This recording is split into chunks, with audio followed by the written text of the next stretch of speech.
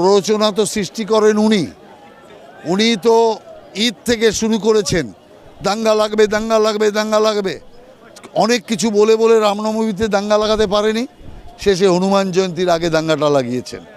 অতএব আজকে এটা পরিষ্কারভাবে আমরা বলতে চাই, এই দাঙ্গার জন্য মমতা ব্যানার্জি দায়ী এবং এই দাঙ্গার পরিকল্পনা নবান্নতে বসে মুখ্যমন্ত্রী এবং তার সঙ্গী সাথীরা করেছে। অতএব এই যে আজকে দাঙ্গা, যেটা আমরা এতদিন বলছিলাম যে পশ্চিম বাংলা বাংলাদেশে রূপান্তরিত হবে, আমাদের কথা যে এত তাড়াতাড়ি মমতা ব্যানার্জি ফলিয়ে দেবে এটাও আমরা ভাবিনি। আজকে দেখুন বাংলাদেশ থেকে লোকেরা পালিয়ে পশ্চিম বাংলায় আসছে। আর আজকে আমরা কি দেখছি?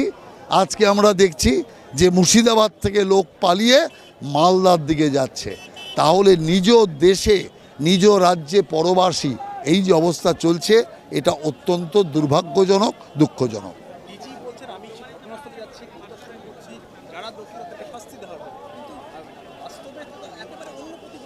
না না, ডিজি কি করবে? এখানে মুখ্যমন্ত্রী দাঙ্গাবাজদের সঙ্গে আছে, যেখানে মুখ্যমন্ত্রী দাঙ্গাবাজদের এই দাঙ্গাকে পরিচালনা করছে, ডিজি এ সমস্ত আশার বাণী শোনাচ্ছে। রাজীব কুমার, যার এখন জেলে থাকার কথা ছিল, সে নানান কল কবজা করে এখন সে ডিজি হয়ে আছে। অতএব সেই কারণে আমি মনে করি তার বিশ্বাসযোগ্যতাই কতটা, তার কথার মূল্যই কতটা। এই রাজ্যে মমতা ব্যানার্জি সাম্প্রদায়িক দাঙ্গা যে সৃষ্টি করেছে, সেই দাঙ্গার নমুনা চলছে এটা। আর একমাত্র হাইকোর্ট যে নির্দেশ দিয়েছে কেন্দ্রীয় বাহিনী, সেই কেন্দ্রীয় বাহিনীর উপস্থিতিতেই এখানে দাঙ্গা একমাত্র সমাপ্ত হতে পারে। এবং এই অবস্থা যদি চলতে থাকে তাহলে 356 ধারা জারি করা ছাড়া, রাষ্ট্রপতির শাসন ছাড়া এই রাজ্যের দ্বিতীয় কোনো বিকল্প হবে না। অতএব আমরা যদি এরপরও এই জিনিস কন্টিনিউ হতে থাকে, রাষ্ট্রপতির শাসনের দাবি আমরা অবশ্যই জানাবো। আদালতে তৃণমূলের শাসক দলের পক্ষ থেকে কল্যাণ বন্দ্যোপাধ্যায় শনিবার তিনি বলেছেন যে বিজেপি সব ইস্যুতে 355-56 কথা বলছে, এটাও একটি রাজনৈতিক পরিকল্পনা, এখানে কেন্দ্রীয় বাহিনীর প্রয়োজন নেই কোনো কিছু। না না, কেন্দ্রীয় বাহিনীর প্রয়োজন আছে কি না সেটা তো এখন দেখলাম আমরা। কেন্দ্রীয় বাহিনী নামার পর যে পুলিশ পালিয়ে গিয়ে পেট্রোল পাম্পে ঠাঁই নিয়েছিল, যে পুলিশ ওই দাঙ্গাক্লিষ্ট এলাকায় যেতে চাইছিল না, কেন্দ্রীয় বাহিনী আসাতে এখন সেই পুলিশ বুক ফুলিয়ে কেন্দ্রীয় বাহিনীকে নিয়ে ওই দাঙ্গা কবলিত এলাকাতে যাচ্ছে। অতএব পুলিশই ভয় পাচ্ছে, তো সাধারণ মানুষের অবস্থা কোথায়?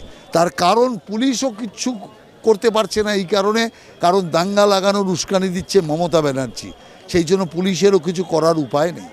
কিন্তু আজকে আপনারা যে কর্মসূচি পালন করেন কলকাতাতে মুর্শিদাবাদ এবং এসএসসি যে দুর্নীতি গোটা বিষয়টাকে নিয়ে, এই প্রতিবাদ যদি মুর্শিদাবাদে করা তো আর বেশি এফেক্ট হতো না? মুর্শিদাবাদে হবে তো, মুর্শিদাবাদেও হবে, এরপর সব জায়গায় যাব আমরা, সব জায়গায় সারা পশ্চিমবাংলার বিভিন্ন জেলায় জেলায় হবে।